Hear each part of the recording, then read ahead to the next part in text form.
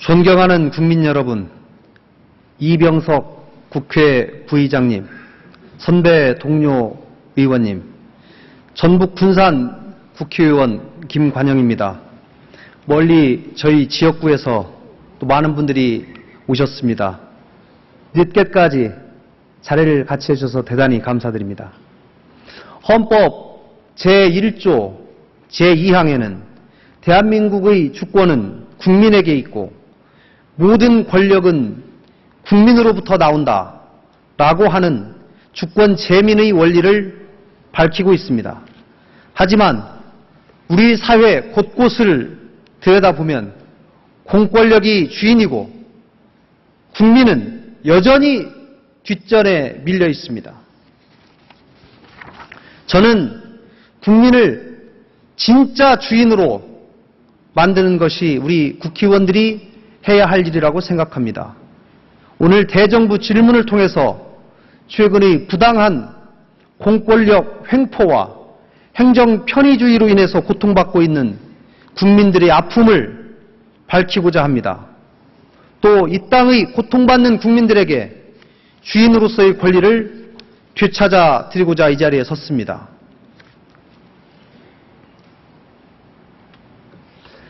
법무부 장관님 앞으로 나와 주십시오.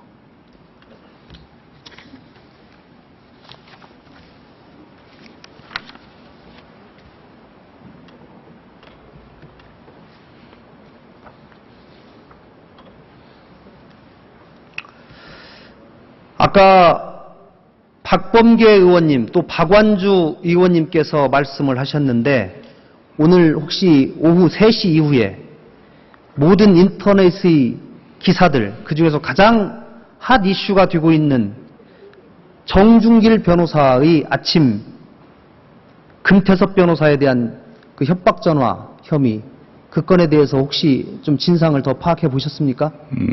국회에 나온 바로 아까 그 뉴스 검색한 거 잠깐 그 요지만 잠깐 봤습니다. 네, 그러면 요지는 더 이상 말씀드리지 않겠습니다. 오전 7시경에 정준길 변호사가 금태섭 변호사에게 전화해서 두 가지를 얘기를 했습니다. 과거에 안철수 씨가 안랩 설립 초창기인 99년에 산업은행으로 투자받는 과정에서 투자팀장에게 뇌물을 공여하고 투자를 유치받았다. 또 안 원장이 목동에 거주하는 음대 출신의 30대 여성과 최근까지 사귀고 있다. 이 두 가지입니다. 그런데 이 두 가지 의혹에 대해서 우리가 다 알고 있다. 우리가 조사해서 알고 있는데 앞으로 대선에 출마하면 골치 아플 터이니 출마를 그만두라라고 얘기했다고 합니다. 또 오후 2시에 협박 전화를 한 정준길 변호사가 트위터에 글을 올렸습니다. 의미심장한 메시지를 남겼습니다. 어느 정도이면 핵폭탄일까요? 라고 말하면서 언론 매체의 기사를 링크시켜 놨습니다. 그 기사를 링크해 보니까 이렇게 되어 있습니다. 제목은 안철수 파일 핵폭탄 있나? 라고 하는 제목의 기사입니다. 새누리당은 안대희 위원장 체제의 정치쇄신위원회와 공보단, 외곽 조직, 당 소속 핵심 상임위 소속 의원들을 중심으로 안철수 파일을 수집 중인 것으로 알려졌다. 또 친박계 중진 의원이 이렇게 얘기했다. 정보 라인을 통해서 안 원장에 대한 여러 첩보와 정보가 수없이 들어오고 있지만 아직 공개할 단계는 아니다. 자잘한 의혹을 제기하는 것보다는 안 원장을 단번에 흔들 수 있는 한 방을 준비해 공개할 것이다. 라고 언급되어 있습니다. 오후 3시에 금태섭 변호사가 기자회견을 했습니다.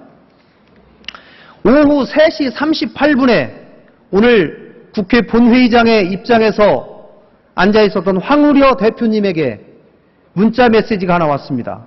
문자 메시지 내용을 화면으로 좀 띄워주십시오.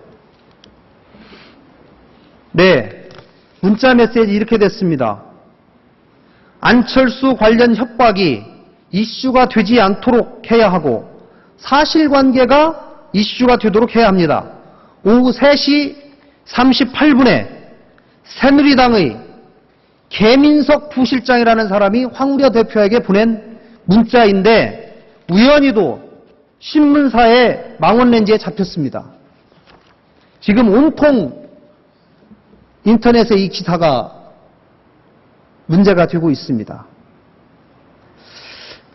아침 7시부터 오후 3시 38분에 나타난 이 문자까지 여러 가지 정황을 종합해 보면 제가 장관님만큼 법조 생활을 오래 하지는 않았지만 저도 한 10여 년 했기 때문에 어느 정도 추론은 해봅니다. 해보니까 이거는 분명히 정부기관에서 사찰을 했거나 정부기관으로부터 정보를 새누리당이 제공받았습니다. 그것을 공보단 또 외곽 조직을 통해서 기사화하고 언론에 유출시켰습니다. 심지어 유언비어를 기사로 게재해달라는 보도 청탁이 있다는 그런 사례까지 저희 민주당에 제보되고 있습니다. 이렇듯 정보기관으로부터 제공받은 여러 사찰 정보를 이슈화하는 치밀한 정치 공작을 하고 있다라고 생각이 듭니다. 제가 법무부 장관님에게 특별히 여쭙고 싶은 것은 이 근저에 조직적인 사찰 의혹과 그 사찰로 인한 정보가 유출된 그런 의혹이 있다는 겁니다. 여기에 대해서 어떻게 생각하십니까? 제가 지금 알고 있는 것은 아까 여러 의원님들께서 질문을 주셔가지고 잠깐 어떤 기사가 떴는지만 잠깐 봤습니다. 그 기사, 제가 파악한 기사 내용은 정준길 변호사, 금태섭 변호사가 통화한 것은 사실이고 아마 그 통화한 데 대해서 서로 기자회견해서 입장이 다른 뉴스만 지금 현재 봤습니다. 지금 의원님께서 말씀하신 트위터라든지 또는 문자 메시지라든지 또 뭐 정보기관이 개입 여부 이런 데서 제가 어떠한 사실관계도 지금 파악하고 있지 못하기 때문에 알겠습니다. 거기에 대해서 어떤 답변을 지금 드릴 수 없음을 좀 양해해 주십시오. 예, 그러시면 만약에 정보기관으로부터의 사찰 의혹에 관한 단서가 생기면 수사할 의지가 있으십니까? 물론적인 얘기로 검찰은 어떤 범죄에 대한 단서가 있고 그 범죄 그것이 상당히 구체화된다면 어느 성역을 가리지 않고 수사를 하는 것이 검찰의 기본적인 책무라고 생각을 합니다. 새누리당이 정보기관으로부터 각종 정보를 수집하고 있다라고 하는 그 정황을 말씀드립니다. 특히 정보기관 출신인 인사들을 이번 총선 당시에 영입을 했습니다. 대표적인 인사가 김회선 국정원 2차장 출신, 또 김종태 기무사 사령관 출신입니다. 또 검사 출신들, 인사들을 많은 분들을 영입해서 바로 네거티브를 위한 작전을 세우는 것이 아니냐라는 의혹을 가지고 있습니다. 특히 김회선 의원께서는 네거티브 대책팀장을 맡고 계십니다. 이런 것에 대해서 어떻게 생각하십니까? 어떤 특정 정당에 어떤 분들이 참여하고 있다. 또 그분들이 전직이 어떤 것이다. 또 거기에 대해서 어떤 선거 전략이 어떻다 하는 부분에 대해서는 이제 법무부나 검찰에서 관심을 가질 사안은 아니고 저희가 답변 드릴 만한 성질의 것은 아니라고 생각합니다. 저들이 관심을 가진 것은 범죄의 의심이 있고 범죄의 의심의 단서가 있는 경우에는 법무부와 검찰이 관심을 보이는 것입니다. 알겠습니다. 본 의원은 분명히 범죄에 관한 단서가 나올 것이라고 생각합니다. 이러한 여러 가지 정황들은 명백히 유신시대에나 있을 법한 공작정치의 결과라고 생각합니다. 최근 안철수 원장에 대한 카더라식 의혹 제기가 잇따르고 있는데 안 원장에 대한 조직적인 뒷조사, 특히 정보기관의 불법 사찰이 의심됩니다. 이러한 정치공작의 배후에 거대한 검은 권력이 있는 것으로 보입니다. 새누리당과 박근혜 후보 측은 구태적인 공작정치를 즉각 중단하고 국민에게 사과하기를 바랍니다. 다음은 총리님 나와주십시오.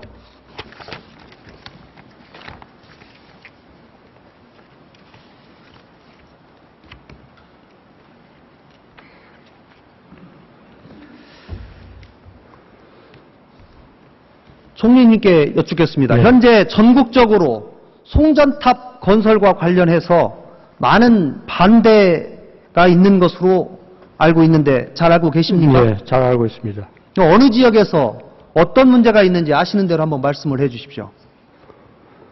예, 송전탑 건설과 관련해서 그 주민들이 격렬하게 반대하고 있는 것이 고리에서 밀양 쪽, 그리고 군산 또 새만금, 또 포천 가평 등지 여러 곳이 있는 것으로 알고 있습니다. 네. 네.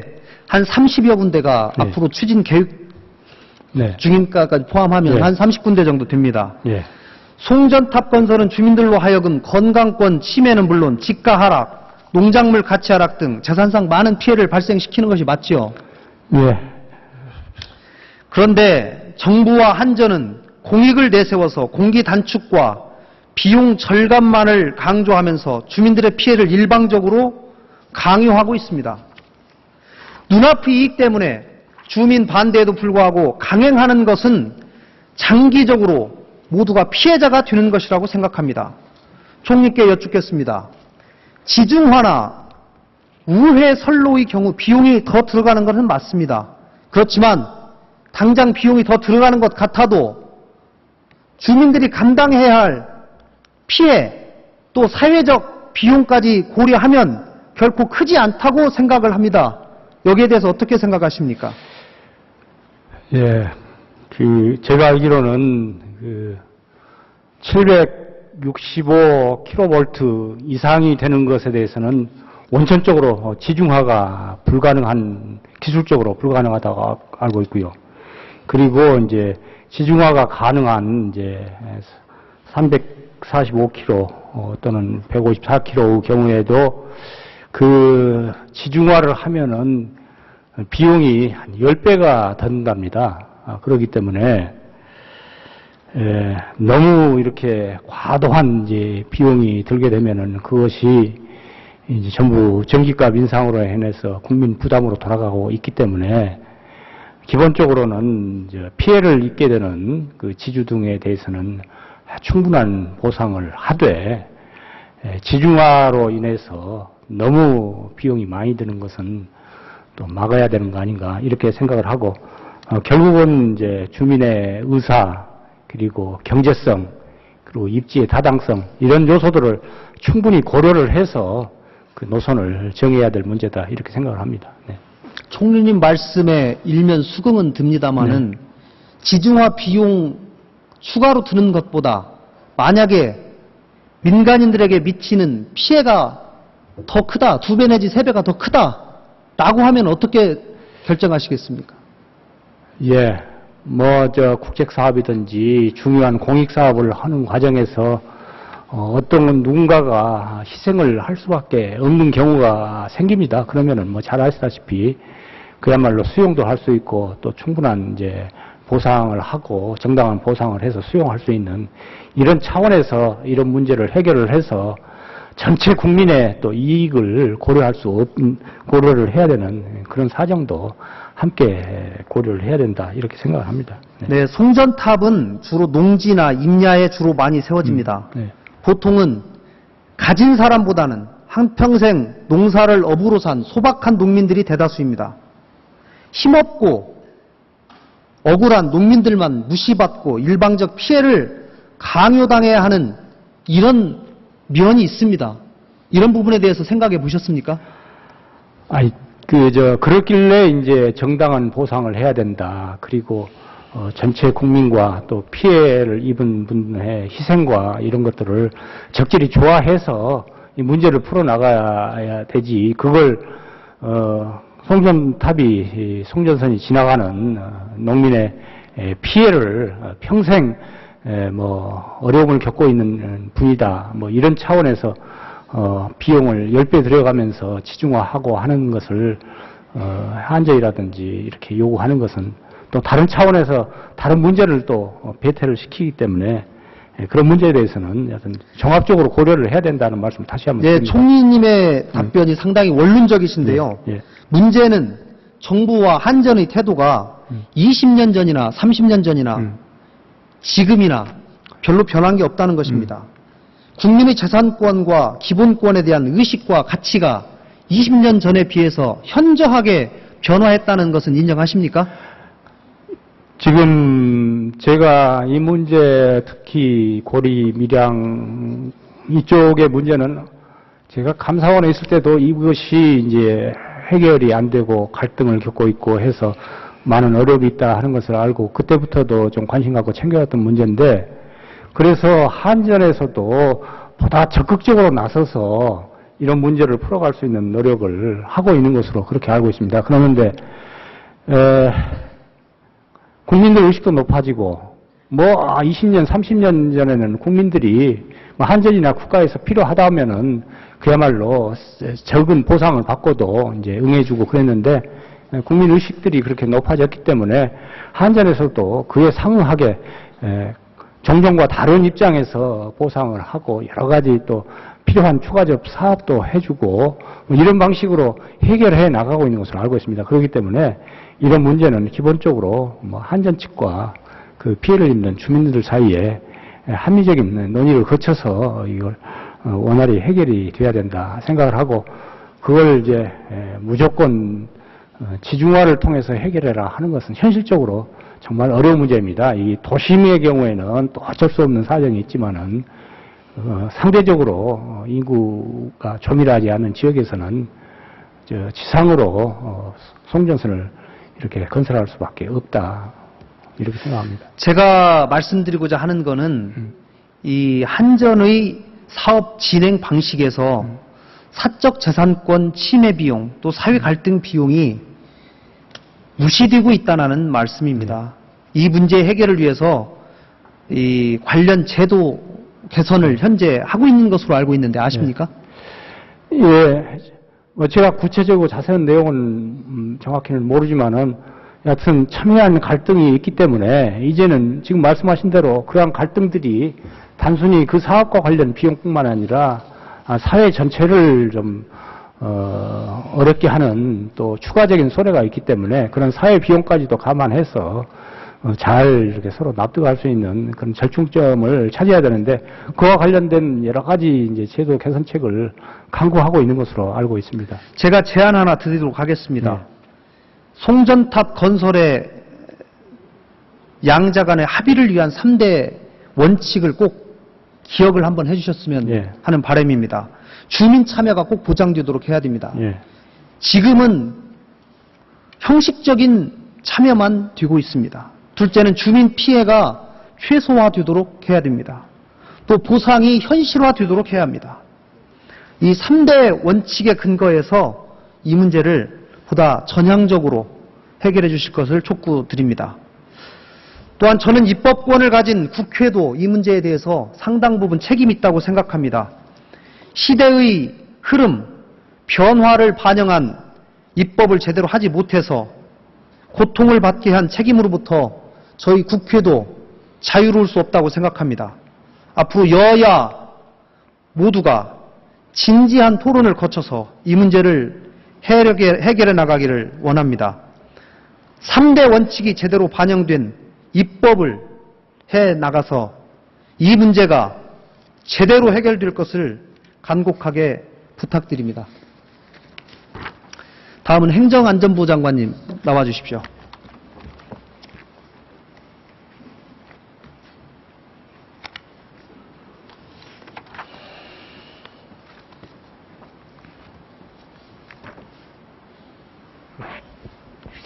재난 피해에 관해서 몇 가지 질문하도록 하겠습니다. 이 재난은 부자를 피해간다라는 말이 있습니다. 들어보셨습니까? 그런 건 못 들어봤습니다. 예. 이 수마가 핥히고 간 자리에는 항상 서민의 눈물만이 주로 흐릅니다. 집이 부서지고 가게가 물에 잠기고 한 해 농사가 물거품이 되어서 앞날이 막막하지만 정부는 많은 경우에서 규정과 조건이 맞지 않아서 지원하기가 곤란하다. 이런 답변을 많이 합니다. 이명박 대통령 엊그저께 사각지대에 있는 농어민들이 희망을 갖고 재기할 수 있도록 챙기겠다. 이렇게 말씀을 하셨는데 현실은 그것과는 상당히 동떨어져 있습니다. 이 부분에 대해서 몇 가지 여쭙도록 하겠습니다. 특별 재난지역을 선포하는 목적이 무엇입니까? 이 재해 피해가 극심한 지역에 국가가 지원을 해서 지방의 부담을 덜어준다는 그런 목적을 갖고 있습니다. 그러죠. 재난지역을 복구를 도와주는 건데 이때 재난지역 선포 기준이 있지 않습니까? 예, 있습니다. 근데 이때 공공시설이 입은 피해 행만을 기준으로 이렇게 현재는 기준으로는 계산이 되어 있습니다. 사유시설도 포함이 됩니다만은 거기에 이제 빠지는 것이 소상공인하고 뭐 이런 부분이 일부 빠집니다. 공장하고 뭐 이런 게 좀 빠집니다. 예. 예. 그런데 이 소상공인 또 공장 이런 쪽의 피해가 아주 극심하다. 예. 그럼에도 불구하고 이 재난지역에 선포가 되지 않는다. 이런 경우가 있다면 이건 좀 불합리하다 이런 생각이 안 드십니까? 원래 2006년까지는 그 공장이나 소상공인 포함해서 제한 없이 이 지원을 해줬었어요. 그런데 그게 그러다 보니까 너무 정부가 감당할 수 없을 정도로 이 액수가 너무 늘어나가지고 그게 계속 줄어왔습니다. 그동안에. 그래서 가급적이면 그런 부분은 보험 쪽으로 유도하는 그런 방향으로 정책 방향을 잡고 있습니다. 현재 이 농업 재해보험 예. 이 가입 요건이 상당히 까다롭다. 또 품목이 한정되어 있다라는 그런 말씀은 들어보셨습니까? 예, 뭐 일부 좀 그런 제한이 있는 걸로 압니다만은 가급적이면은 이 많은 부분들이 가입되도록 또 정부에서도 많은 지원을 하고 있습니다. 그 부분에 대해서는 보험 지원 맞습니다. 또 소상공인을 위한 풍수해 보험 상품에 예. 이 소방방재청에서는 준비를 다 해두었는데 이 기재부에서 예산이 없어서 제대로 이 보험 상품을 소상공인들이 구입을 못한다. 이런 불만이 있습니다. 예, 그거 좀 살펴보겠습니다. 예, 소상공인들이 풍수의 피해로부터 보호받을 수 있도록 예. 이 보험에 제대로 가입될 수 있는 일정의 지원액이 필요하다고 저는 생각이 듭니다. 예, 저도 뭐 그렇게 생각을 합니다. 예. 이 부분에 대해서 꼭 전향적으로 좀 살펴봐 주시기를 바랍니다. 예. 이 피멍이 든 서민들에게 희망을 보여주고 다시 일어설 수 있도록 실질적으로 도움을 주는 것이 바로 정부가 해야 될 일이라고 생각합니다. 감사합니다. 네.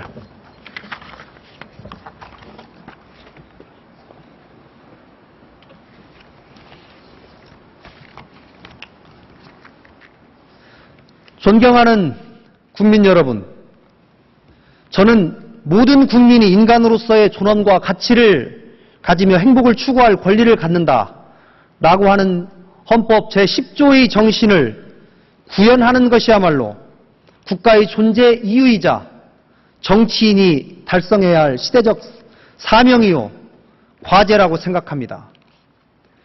대통령이 말 한마디에 말도 안 되는 4대강 사업을 하고 공권력이 국민을 억압하는 데 이용되어서는 절대로 안 됩니다. 말로만 국민을 섬긴다고 하지 말고 고통받고 억압받는 국민의 신음소리에 귀를 기울여야 합니다. 최대한 공권력은 국민의 자유권과 재산권을 제대로 지켜주셔야만 합니다. 더 나아가 국민 누구나 인간으로서의 존엄과 가치를 가지고 행복한 삶을 살 수 있도록 국가의 권력과 예산이 정상적으로 집행되어야 합니다. 국민에게 주인 자리를 되돌려줘야 합니다. 이것이 우리가 만들어야 할 새로운 변화요 희망이라고 생각합니다.